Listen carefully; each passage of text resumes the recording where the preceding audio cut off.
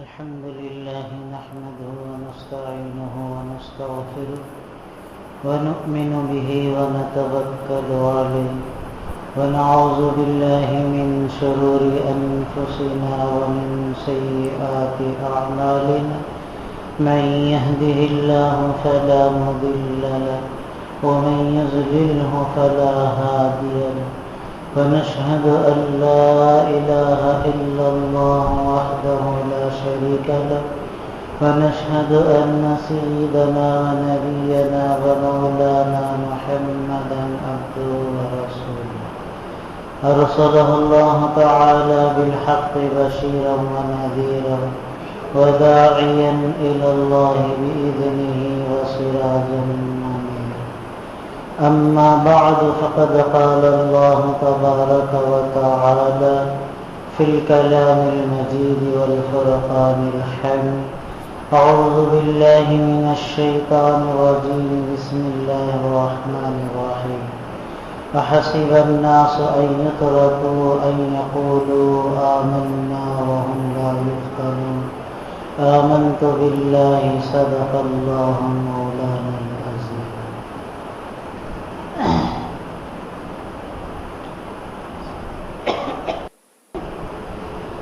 میرے محترم بزرگ اور عزیز دوستوں، ابھی میں نے عربی خطبے کے بعد قرآن کریم کے 20ویں پارے سورہ عنکبوت کی ایک آیت تلاوت کی۔ اللہ تبارک و تعالیٰ اس آیت میں ہم لوگوں سے ایک سوال کرتے ہیں، یا ایسے بھی بول سکتے اپنا ایک اصول اور قاعدہ اور قانون بیان کرتے ہیں۔ کیا ہے؟ اللہ سوال کرتے ہیں کہ احسب الناس، لوگ یہ سمجھتے ہیں کہ ان یقولوا آمنا، جب وہ بول دیں گے کہ لا الہ الا اللہ محمد رسول اللہ صلی اللہ علیہ وسلم، وہم لا یفتنون، یہ بولنے کے بعد بس وہ چھوڑ دیا جائے گا، ان کے ساتھ کوئی امتحان نہ ہوگا، ان کی آزمائش نہ ہوگی، وہ سچے مسلمان ہیں یا نہیں اس کے بارے میں ان کو جانچا نہیں جائے گا، ایسا خیال کر لیتے۔ آگے اللہ نے دوسری آیت میں فرمایا کہ نہیں بلکہ اصول ہے کہ فَلَيَعْلَمَنَّ اللَّهُ الَّذِينَ صَدَقُوا وَلَيَعْلَمَنَّ الْكَاذِبِينَ، اللہ سچوں کو جھوٹوں کو دونوں کے درمیان فرق کرنے کے لیے ہر کسی سے امتحان کرتا ہے۔ تو میرے محترم بزرگ دوستوں، ابھی آنے والے اس ہفتے میں انشاءاللہ چہارشنبہ کے لیے عید الاضحیٰ قربانی ہے۔ وہ کیوں ہے، کس لیے،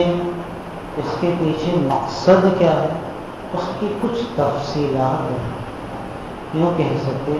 کہ اللہ تبارک و تعالیٰ نے حضرت ابراہیم علیہ السلام کو بڑا عجیب و غریب انداز میں امتحان، کیوں؟ ان کو ایک مقام ملا تھا کہ وہ جلیل القدر حضرت خلیل اللہ علیہ السلام اور اللہ کے دوست ہیں۔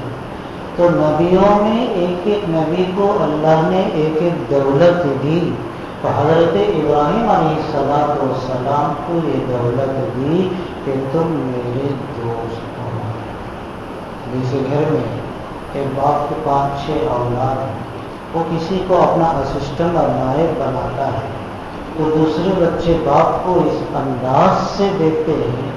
زبان سے تو نہیں بلکہ دیکھنے کے انداز سے یہ پتہ چلتا ہے کہ ان سب کے دماغ میں ایک سوال ہے کہ ہم سب کو چھوڑ کر اسی کو کیوں چنا ہے،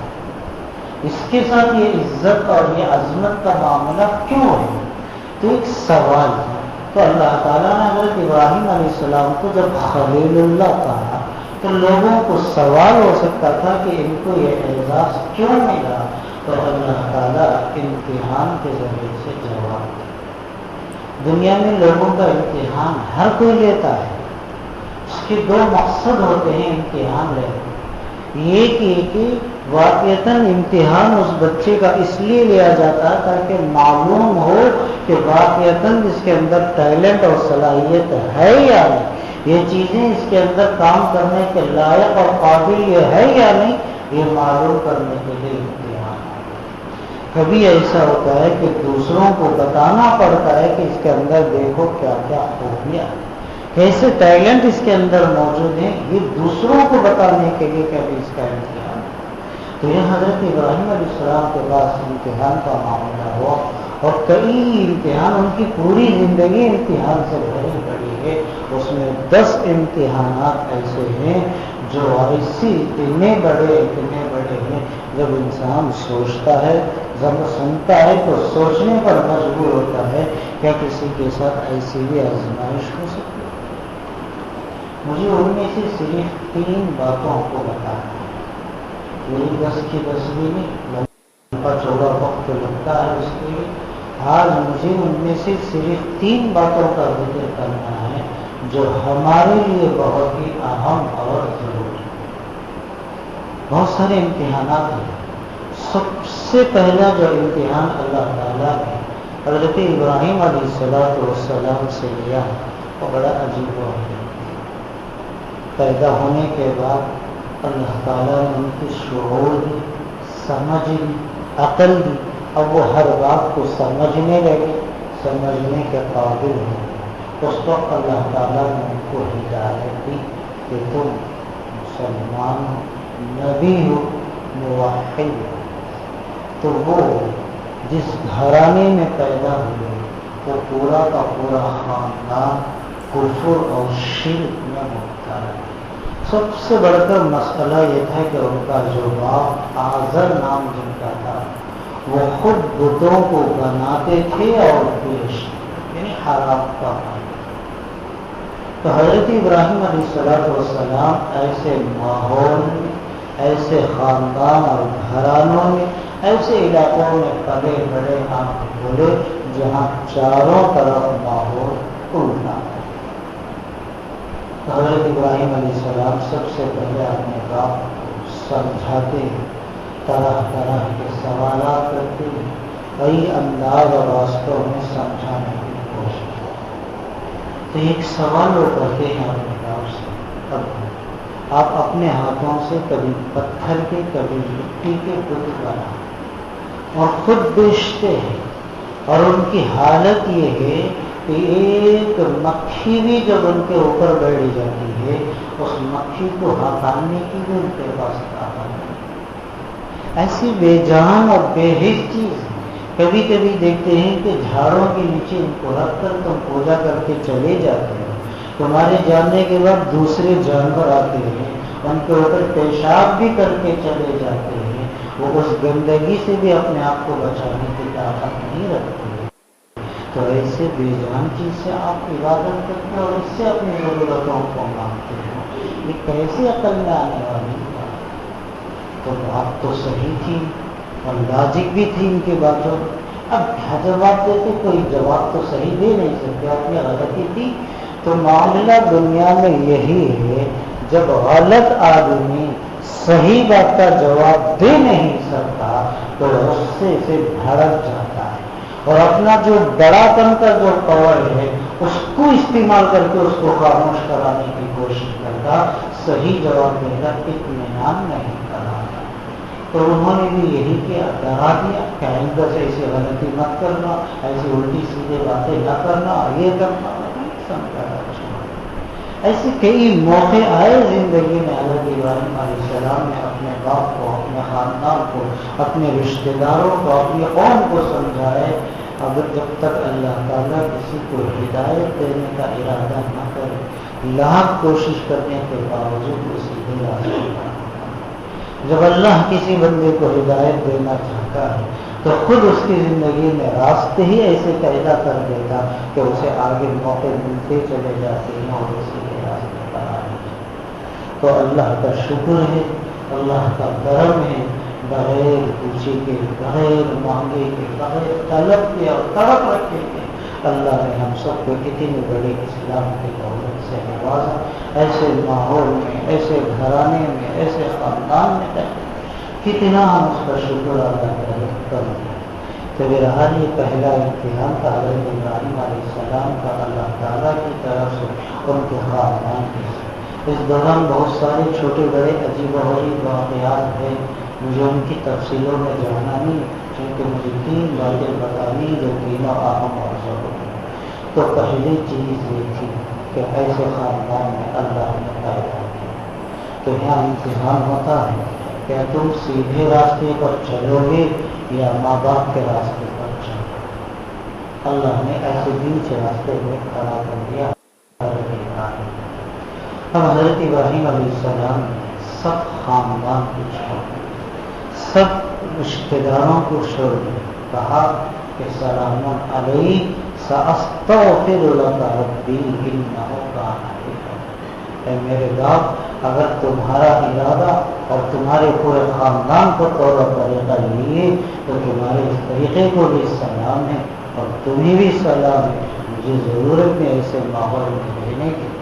چلتا ہوں۔ ہاں، تمہارا میرا تعلق تمہارے بیٹے کا ہے، اس کا ادب بھی کرتا ہوں، اس کا احترام بھی کرتا ہوں، اور تمہاں سے جانے کے بعد تمہارے حق میں بہت دعا کروں گا اللہ سے کہ اللہ کے لیے ہدایت دے، سیدھے راستے پر لانے کی توفیق دے، ان باتوں کو سمجھنے کی توفیق دے، اور تمہارے لیے اللہ تعالیٰ سے استغفر لک ربی، اپنے پروردگار سے میں معافی بھی مانگوں گا۔ وہ بڑا مہربان ہے، وہ جب مہربانی کرنے پر آ گئے تو بالکل خوف اسلام میں آ گئے۔ یہ کہہ کر چلے یہاں موقع تھا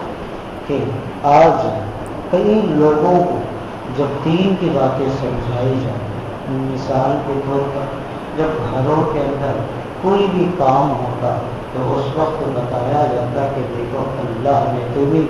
مسلمان بنا کر اسلام کی نعمت اور دولت سے نوازا ہے، تو تم ہر کام اسلام کے طریقے پر کرو۔ تو جاہل لوگ یا کچھ لوگ ضد میں آ کر کہتے ہیں یہ رسم و رواج تو ہمارے باپ دادا سے چلتا ہے، یہ چیزیں، یہ خرافات، یہ غلط چیزیں بھیڑوں کے غیروں کے، یہ ہمارے باپ دادا سے پرانی چیزیں ہیں، اس کو ہم کیسے چھوڑ سکتے؟ اگر حضرت ابراہیم بھی وہاں کہتے کہ میرے باپ دادا کا طریقہ ہے تو اسلام پھلتا نہیں، تو کہا کہ غلط ہے، چاہے باپ دادا کا طریقہ ہو یا خاندان کا طریقہ ہو، چاہے وقت کے زمانے کا طریقہ ہو، اس سے ہمیں کوئی تعلق نہیں، اس کے ساتھ ہمیں کمپرومائز کرنے کی کوئی ضرورت نہیں، ہر حال میں صرف اس کا طریقہ ہمیں چاہیے۔ تو بقیہ دنیا کے سارے طریقوں کو سلام کر کے حضرت ابراہیم علیہ السلام نکل گئے چلے۔ تو میرے دوستوں، اللہ کا اصول ہے کہ جب سے دنیا بنی ہے اس وقت سے لے کر جب تک اللہ اس دنیا کو چلائیں گے اس وقت تک ہر سیدھے راستے پر چلنے والے بندے کی زندگیوں میں ایسے حالات اور امتحان ضرور آئے گا۔ یہ آزمائش کا دور گزرے گا، پوری دنیا میں ایسا انسان نہیں گزرا آج تک جسے اللہ نے آزمایا نہیں۔ ہر ایک کو آزمانے کا دور اور طریقہ الگ ہے۔ جیسے صبر کے مسئلے میں ہم حضرت ایوب علیہ السلام کی مثال دیتے ہیں کہ 18 سال تک دن اور رات 24 کے 24 گھنٹے بیماری کے اندر مبتلا رہے، اور ایسی بیماری کے سر کے بالوں سے لے کر پیر کے ناخنوں تک جسم کا پورا حصہ کیڑوں سے بل بلا رہا تھا، کیڑے ابل رہے تھے اور مل ملا رہے تھے، بدبو اتنی تھی کہ گاؤں میں رہنے سے لوگ مجبور کر کے لکڑیوں کے سہارے ڈھکیلتے ہوئے یا لکڑیوں پر رکھ کر اٹھا کر لے جا کر جنگل میں ڈال کر آ گئے۔ یہ آزمائش حضرت حضرت ایوب کے ساتھ ہوئی علیہ السلام۔ انہوں نے صبر کیا، کبھی اللہ سے شکایت نہیں کہ یا اللہ میرے ساتھ ایسا نہیں۔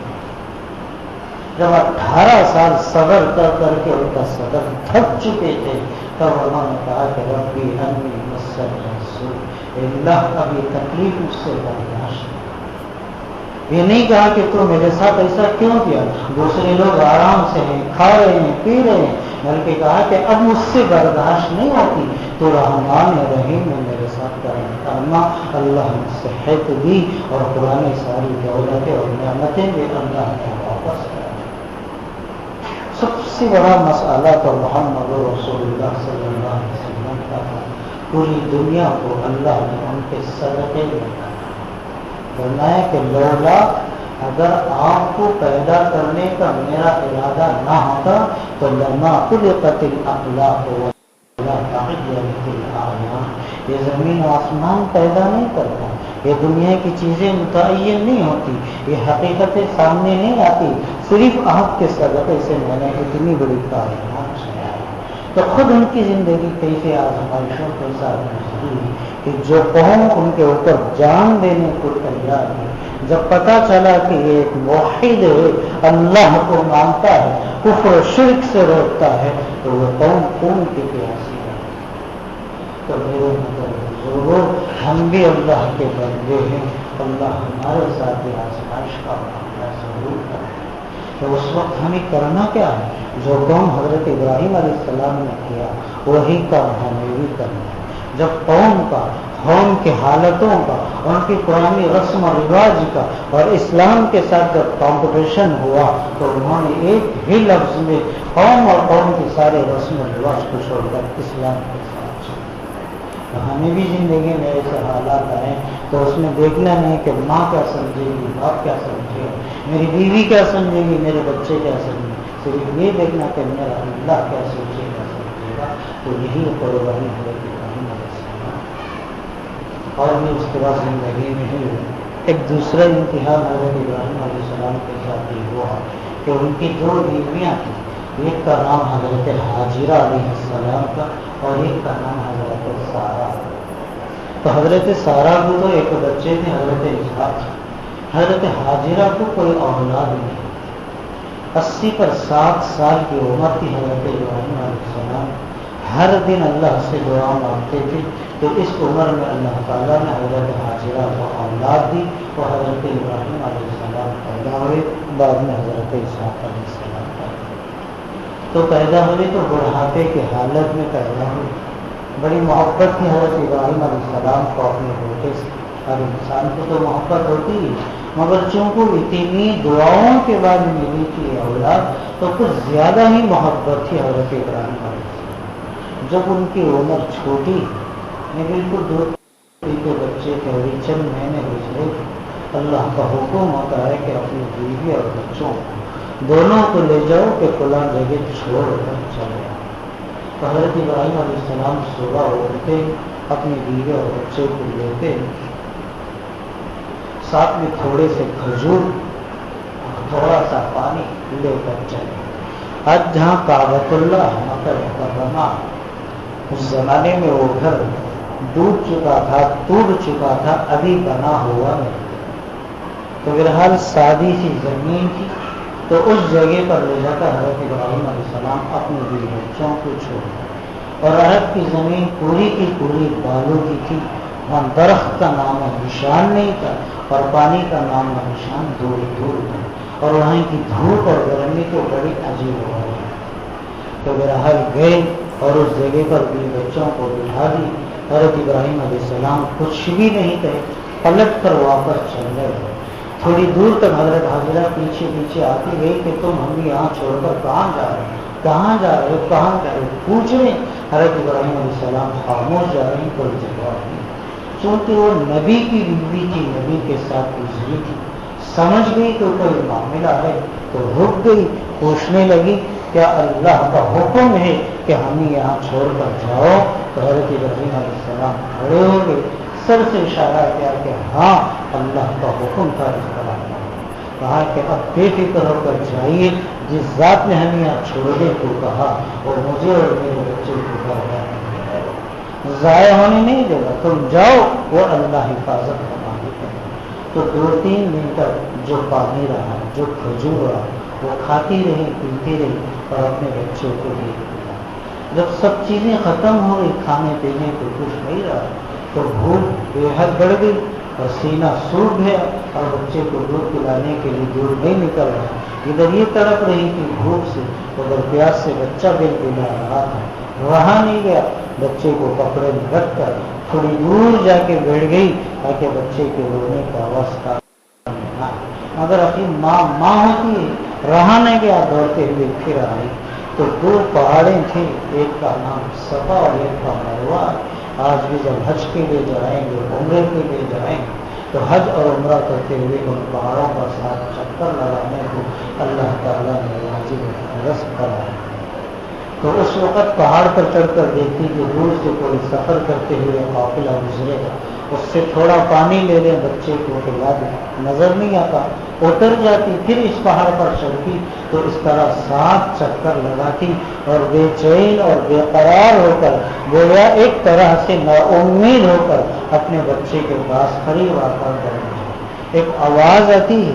آدمی نظر نہیں آتا تو سر اٹھا کر ادھر ادھر دیکھتی حضرت حاجرہ علیہ السلام، کوئی نظر نہیں. پھر ایک طرح کی آواز ہے تو حضرت حاجرہ سمجھ گئی کہ اللہ کی طرف سے بلایا ہے، تو زور سے کہتے ہیں کہ ہم نے تمہاری آواز سن لی، اگر تم اللہ کی طرف سے مدد کرنے کے لیے آئے ہو آؤ سامنے آ جاؤ. تو حضرت جبرائیل علیہ السلام آتے ہیں، بچے کے قریب کھڑے ہو کر اپنا پیر اس طرح ایڑی سے زمین پر مارتے ہیں تو وہاں سے زمزم کا پانی اگلنا شروع ہوتا ہے. تو حضرت حاجرہ فوراً آتی اور آ کر وہ ٹٹی کی طرح مٹی سے بال لگاتی ہے تو پانی وہاں کھڑا ہو جاتا ہے، خوب پیتی ہے، اس کے بعد بچے کو دودھ پلاتی ہے. تو یہ زمزم کا پانی اس طریقے سے شروع ہوا.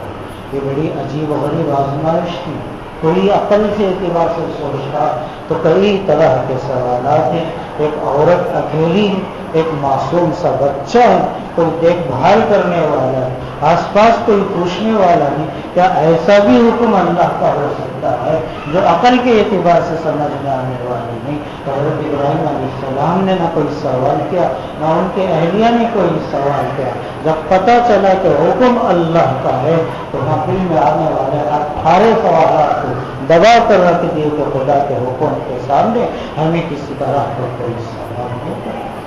اور جب یہ حکم سنایا جاتا ہے کہ اللہ نے یہ حکم فرض کیا، لوگ کہتے ہیں کہ اس میں ہمیں کیا ثواب ملے گا، لوگ پوچھتے ہیں کہ یہ کرنے سے ہمیں کیا فائدہ ملے گا، لوگ آڑے سوالات کرتے ہیں کہ یہ کیوں کرنا ہے، اس کی وجہ یہ دوسرا کام بھی تو کر سکتے ہیں. تو اس طرح کرنے پر بھی اجر و ثواب رکھتا ہے. تو میرے محترم بزرگ تو حضرت ابراہیم علیہ السلام کے اس واقعے سے ہمیں یہ سبق ملتا ہے کہ جب بھی اللہ اور اس کے رسول کا حکم سامنے آتا ہے تو دماغ میں آنے والے آڑے سوالات کو وہی بند کر کے رکھ دینا ہے. چوپ چاپ جس طرح حضرت ابراہیم علیہ السلام نے اللہ کا حکم مانا، ہمیں بھی اللہ اور اس کے رسول کے حکم کو ماننا چاہیے. ایک تیسری آزمائش تھی، تیسرا امتحان تھا بڑا عجیب و غریب. ایک تو اللہ نے اولاد دی تو 90 سال کی عمر میں جب حضرت اسماعیل علیہ السلام 10 سال کے قریب پہنچ گئے، اب سمجھ آ گئی، اچھی بری کی تمیز آ گئی، ہر چیز کو سمجھنے لگے، تو 3 دن لگاتار حضرت ابراہیم علیہ السلام کو خواب پڑتا. لوگوں کے جو خواب ہوتے ہیں اس کا درجہ، اس کی حیثیت الگ ہے. نبی اور رسولوں کو جو خواب ہوتے ہیں وہ وحی کا درجہ رکھتے ہیں. جس طرح جبرائیل علیہ السلام آ کر کہتے ہیں کہ اللہ نے یہ کہا، یہی درجہ ان کے خواب کا بھی ہوتا ہے. تو بہرحال حضرت ابراہیم علیہ السلام نے 3 دن خواب دیکھا تو سمجھ گئے یہ اللہ کا حکم ہے. اللہ کے خواب کیا دیکھا کہ اپنے ہاتھ سے اپنے اس لاڈلے اور چہیتے بچے حضرت اسماعیل ذبیح اللہ، جن کا نام بعد میں پڑا، حضرت اسماعیل کو ذبح کرا. سمجھ گئے اللہ کی مرضی، اللہ ہم سے یہ کام کرانا چاہتا ہے. اب چونکہ اس میں معاملہ صرف حضرت ابراہیم کا اکیلے کا نہیں تھا، اب تک جتنے امتحانات ہوئے، جتنی آزمائشیں ہوئی، وہ صرف حضرت ابراہیم کے ساتھ ہوئی تھی. اب معاملہ اس میں حضرت اسماعیل کا بھی دخل ہے، تو وہ حضرت اسماعیل کو بلاتے ہیں، اکیلے میں بٹھا کر بات کرتے ہیں، سمجھاتے کہتے ہیں اللہ کا یہ حکم ہے، اب بتاؤ تو کیا کہتے ہیں. وہ بھی آگے چل کر نبی بننے والے تھے اور نبی کے بیٹے تھے، تو ان کی سمجھ بھی اللہ نے ویسی دی. کہا کہ ستجدنی انشاءاللہ من الصابرین، کہ میرا ابا آپ کو اللہ کی طرف سے جو حکم ملا ہے آپ وہ کام کر دیجیے، انشاءاللہ میں وعدہ کرتا ہوں آپ مجھے صبر کرنے والوں میں سے پاؤں گے، آپ کے اس کام کے اپوزٹ اگینسٹ میں کرنے والوں میں سے نہیں آؤں گا۔ تو حکم تیار ہو گئے، باپ بیٹی پوری تیاری کر لی، ایک رسی بھی لے لی ہاتھ میں اور تیز چاقو بھی لے لی اور چل دیے جہاں خواب میں انہوں نے دیکھا تھا جس جگہ پر ذبح کرنے کا، ایک جنگل کے کنارے کا حصہ تھا، وہاں گئے۔ حضرت اسماعیل علیہ السلام کو حضرت ابراہیم علیہ السلام نے جس طرح ہم گائے اور بکرے کو ذبح کرتے ہیں اور ان کے پیروں کو باندھ دیتے ہیں تاکہ وہ تڑپے نہیں اور تڑپے سے بھی ان کے لیے کچھ آسانی ہو، تو اس طرح انہوں نے بھی حضرت اسماعیل کے ہاتھ پیر کو باندھ کر نیچے بٹا دیا اور حضرت اسماعیل علیہ السلام نے اس وقت ایک چھوٹی سی ریکویسٹ کی، ایک درخواست کی حضرت ابراہیم سے، کہا کہ کام کیجیے مجھے ہاتھ پیر تو باندھ دیے، اب ایک کام یہ کر لیجیے آپ اپنے آنکھوں پر بھی پٹی باندھ لیجیے اور میری آنکھوں پر بھی پٹی باندھ دیجیے۔ کیوں؟ جب اللہ کے حکم پر عمل کرنا ہے تو اس دوران تم مجھے دیکھو اور میں آپ کو دیکھوں، باپ بیٹی کی محبت آڑ آئے گی، اللہ کے حکم میں تھوڑی بہت کمی ہو جائے گی، اس لیے تم مجھے یہ کام کرو۔ پٹی بھی باندھ دیا گیا، اب چاقو رکھ کر حلق پر چلا دیں۔ اتنے میں اللہ تعالیٰ نے حضرت جبرائیل علیہ السلام کے ساتھ جنت سے ایک جانور مینڈا بھیجا، بکرا بھیجا اور کہا کہ ابراہیم ہم نے تمہارے ساتھ امتحان لیا، تم امتحان میں کامیاب ہو گئے، چلو شکریہ کے طور پر تم اس جانور کو کاٹ کر ذبح کر دو، ہم یہ سمجھیں گے کہ تم نے اپنے اولاد کو ہمارے راستے میں قربان کر دیا، جانور تو تم لو گے اور ہم اس کا ثواب تمہارے اولاد کو قربان کرنے پر جتنا ملے گا اتنا ہی تمہارے اعمال نامے میں۔ تو میرے محترم یہ امتحان کوئی معمولی چیز نہیں، یہ کوئی سننے سنانے کے لیے عجیب غریب واقعات تو ہو سکتے ہیں، ذرا سوچو کہ ایک ہاتھ میں اپنے بچے کا حلقہ اور نلدا اور سورج چہرہ پکڑے اور دوسری ہاتھ میں چھوڑا لے کر چلانے کے لیے تیار بیٹھے، اس وقت اس باپ کے دل پر کیا گزرا ہوگا، اس بیٹے کی چھاتی پر کیا کیفیت گزری ہوگی کہ میرا اپنا باپ مجھے ذبح کر رہا ہے، مگر ان سب کو چھوڑ کر ایک چیز ان سب سے بھی بڑھ کر تھی، وہ یہ تھی کہ یہ اللہ کا اس کا حکم،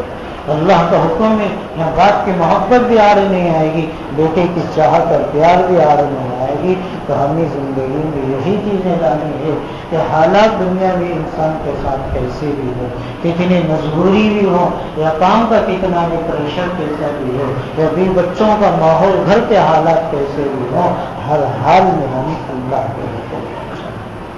اور یہ قربانی کے ایام کو اللہ نے ہر سال کیوں لوٹایا؟ یہی باتیں یاد دلانے کے لیے کہ ہماری خواہشیں بھی بچوں کی تڑپ اور گھر کا ماحول یا باپ دادا کے رسم و رواج، یہ ساری کی ساری چیزیں اللہ کے حکم اور اس کے مرضی کے سامنے کوئی حیثیت نہیں، ان کو کوئی درجہ ہی نہیں ہے، ان کو کوئی سوچنے اور سمجھنے والی بات نہیں ہے، ایک سیکنڈ کے اندر بلا سوچے سمجھے کہہ دے اے امی یہ ساری چیزیں میرا جب شروع میں حضرت ابراہیم علیہ السلام نے اپنے باپ کو سمجھایا،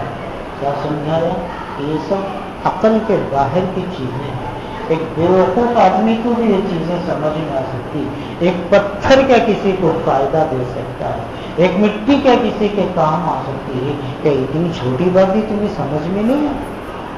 تو اس وقت انہوں نے کہا کہ انا وجدنا آباءنا لہا،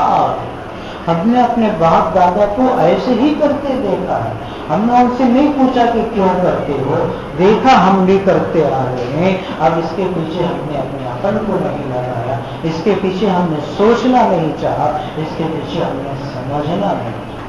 تو جب اللہ کے رسول صلی اللہ علیہ وسلم نے مکہ مکرمہ میں کفار اور مشرکین کو سمجھایا کہ یہ کفر اور شرک اللہ تعالیٰ کبھی اس کو معاف نہیں کرتا، تو انہوں نے بھی یہی جملہ کہا کہ ہم نے اپنے باپ دادا کو ایسے ہی پایا ہے۔ اگر آج ہم بھی یہی کہیں گے کہ ہمارے خاندانی رسم و رواج ہیں، شادی کے موقع پر ہو یا مرنے کے موقع پر ہو یا پیدائش کے موقع پر ہو یا اپنے بچوں کو پالنے کے اعتبار سے ہو، تو اللہ کہیں گا کہ انہی کے ساتھ تم بھی جہنم میں چلے جاؤ۔ جب تمہاری زندگی میں امپورٹنٹ یہی چیزیں رہی، میرا اور میری مرضی کا، میری طاقت اور قدرت اور میری عظمت کا تمہاری زندگی میں کوئی مقام اور مرتبہ نہیں، اور حضرت ابراہیم جس سے قربانیاں تو ان خواہشات کے پیچھے دے نہیں سکتے، ان جیسا ایمان تمہارے پاس نہیں، تو جو دولت ان کو ملے گی وہ تمہیں کو ملنے والی نہیں۔ جیسا کہ میں نے قرآن کی آیت تلاوت کی، اللہ فرماتے ہیں احسب الناس ان یترکوا ان یقولوا آمنا، لوگ کیا یہ سمجھتے ہیں کہ وہ صرف کلمہ شہادت پڑھ لیں اللہ ان کو چھوڑ دے گا، بخش دے گا، ان سے کوئی سوالات نہیں کرے گا؟ ایسا نہیں ہے، وہم لا یفتنون، اللہ ہر کسی کو اس کی زندگی میں ضرور آزمائے، امتحان لیتا ہے، وہ جانچتا ہے۔ اللہ نے کہا کہ ایسے ہی نہیں بلکہ چیلنج کے طور پر کہا کہ فَلَا يَعْلَمَنَّ اللَّهُ الَّذِينَ صَدَقُوا وَلَا يَعْلَمَنَّ الْكَاذِبِينَ، ضرور اللہ جان میں وہ امتحان لے گا اس طریقے پر کہ تم میں سے کون سے لوگ اپنی زبان سے کلمہ پڑھنے کے بعد کلمے میں سچے ہیں یا غلط ہیں۔ جب اللہ کے رسول صلی اللہ علیہ وسلم صحابہ کے سامنے معجزات دکھاتے تھے، کچھ ایسی چیزیں کر کر دکھاتے تھے کہ جو صرف نبی اور رسول نہیں کر سکتا، کوئی عام آدمی کر نہیں سکتا، تو سارے کفار و مشرکین جانتے تھے یہ اللہ کا نبی ہے، اللہ کا رسول ہے، سچا پیغمبر ہے، سب جانتے تھے، مگر پھر بھی وہ مسلمان نہیں ہے۔ کیوں؟ صرف جاننا کافی نہیں، جاننے کے ساتھ دل سے ماننا بھی ضروری ہے۔ جب انسان مانتا ہے تو تبھی وہ مسلمان۔ اب جیسے دنیا کا ہر آدمی اس بات کو مانتا ہے، محنت کرو، کوشش کرو تو کامیابی ہوگی، دولت اور پیسہ ہو تو اس کی ضرورتیں پوری ہوتی ہیں، یہ مان لیا تو دنیا میں لوگ اس کے پیچھے پڑ گئے۔ تو اس سے بھی بڑھ کر ماننا یہ ہے، جب تک ایمان اور اسلام نہیں ہے اس وقت تک جنت کا کوئی راستہ انسان نہیں ہے۔ اب یہ قربانی بھی اسی میں سے ایک ہے کہ اللہ تعالیٰ نے کہا کہ ذرا سوچو، اس وقت اگر اللہ تعالیٰ چاقو کو حکم دے دیتا اور وہ چاقو حضرت اسماعیل کے حلق پر چل جاتی اور حضرت اسماعیل کو حضرت ابراہیم اللہ کے راستے میں قربان کر دیتے اور وہ حکم فرض ہو جاتا، تو آج جب بھی بقرعید آتی تو ہر گھر میں اس کے ماں باپ پر فرض ہوتا کہ اپنے اولادوں میں سے ایک بچے کو اللہ کے راستے میں ذبح کرو، تو وہ دن عید خوشی کا دن کے بجائے ماتم اور غم کا بن جاتا۔ کتنا بڑا احسان ہے اللہ کا کہ اس نے اولاد جیسی نعمت کو ہمارے لیے دیا اور ایک جانور کو ذبح کر کے کہا کہ میں یہ سمجھوں گا کہ تم نے اپنے اولاد کو میرے راستے میں قربانی کی۔ کسی کے 2 ہی بچے ہوتے ہیں، اب 2 سال میں وہ 2 کو ذبح کر دے گا تو ہر آدمی کا ایک بھروسہ ہوتا ہے کہ بڑھاپے میں یہ میرا سہارا ہے، گویا وہ سہارا ہی اس سے چھین گیا، تو وہ کس سہارے پر دے گا؟ تو اللہ کی کیسے احسانات ہیں ہم پر، اس کی کیسی نعمتیں ہیں، اور آج اللہ کہتا ہے کہ 10-12 ہزار روپے میں اس اللہ کے نعمت کا شکر ادا کرو، تو آدمی سینے پہ ہاتھ رکھتا کہ جاننا اتنا مہنگا ہے، سہولت نہیں ہے ہمارے پاس، طاقت نہیں ہے ہمارے۔ وہی اگر بیوی فرمائش کرتی ہے تو 52 انچ کی LCD ٹی وی 40,000 فرق لے کر لاکھ ڈالنے میں اس کے پاس سہولت، اور ادھر اللہ حکم دیتا ہے کہ تمہاری اولاد آگے چل کر جوانی میں حادثوں سے حفاظت کے ساتھ راستوں کی مصیبتوں سے بچا کر اللہ رکھے گا، اس نعمت کے شکریہ کے طور پر آج ایک حصہ ہی دے گا، ایک جانور کو ہی قربانی کر دو، تو اس میں لوگ آڑے خیالات ہیں، الٹا سوچتے ہیں کہ ارے کہاں سہولت ہے، کس کے پاس سہولت ہے، کمانے کھانے ہی برابر ہے، ہم یہ سب کہاں کریں کہ سب مالدار لوگ۔ ٹھیک ہے، مالدار لوگ کر لیں گی اور وہ کل جنت میں بھی چلے جائیں گے، تم یہی بولتے رہو اور جہنم کا راستہ بتاتے رہو۔ سوچیں گے تو سوچتے ہی رہ جائیں، ہمت کریں گے اللہ تعالیٰ ضرور آسان کرے گا۔ تو ہر سال ہر مسلمان کا مال، لیکن پھر بھی خدا کا کرم ہے، اللہ نے سب پر فرض نہیں کیا بلکہ جن پر سہولت ہے ان کے اوپر فرض کیا، اور جن پر سہولت ہے ان کو کہا کہ ہمت کرو، ساتھ دینا میرا کام۔ کئی کیسے کئی گھرانے میں نے اپنے آنکھوں سے دیکھے ہیں کہ وہاں 2 وقت کھانے کے لیے پیسے، 2 وقت کھانے کے لیے پیسے نہیں، ان کے گھر میں جب بچیاں عمر کو آتی تو بتانے کہاں سے پیدا تھے، اتنا بڑا بڑا فنکشن کرتے ہیں، 3 دن کھانا پڑتا ہے، اس کے لیے آ رہے کہاں سے پیسے؟